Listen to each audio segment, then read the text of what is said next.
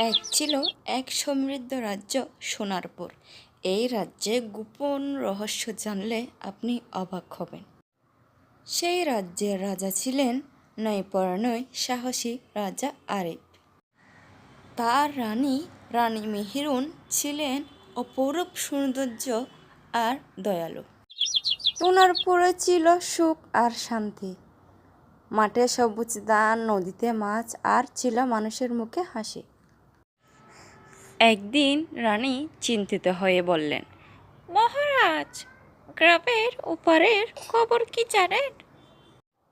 রাজা তখন বুঝলেন তিনি সেই গ্রামের কথা ভুলে গেছেন। পরের দিন রাজা ছদ্মবেশে ওই গ্রামে গেলেন।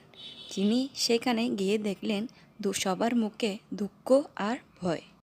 বাবা, এক জাদুকর আমাদের অভিশাপ দিয়ে গেছে। সে প্রতি পূর্ণিমায় আসে। রাজা তখন সিদ্ধান্ত নিলেন, এই অভিশাপ ভাঙতেই হবে। গভীর জঙ্গলে অন্ধকার গুহায় রাজা পৌঁছলেন। কে তুমি? এখানে আসার সাহস কিভাবে হলো তোমার? তুমি এখানে এসে ভুল করেছো।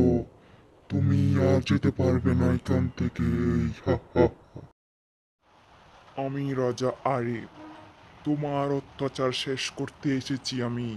অনেক অত্যাচার করেছো এই গ্রামের উপর, আর পারবে না। তারপর শুরু হলো ভয়ঙ্কর এক যুদ্ধ।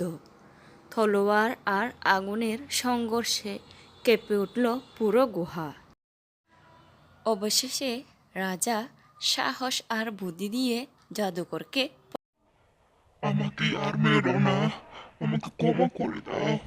আমি এই ভুল আর করবো না। আমি এই অভিশাপ এক্ষুনি তুলে নিচ্ছি। মুহূর্তেই গ্রামের অন্ধকার কেটে গেল। গ্রামে ফিরে এলো সুখ আর শান্তি। আমি জানতাম আপনি ঠিকই ফিরবেন। আপনার উপর আমার পুরো বিশ্বাস ছিল। তোমার বিশ্বাসই তো আমাকে শক্তি দিয়েছে। আমি ওই জাদুকরকে পরাস্ত করতে পেরেছি।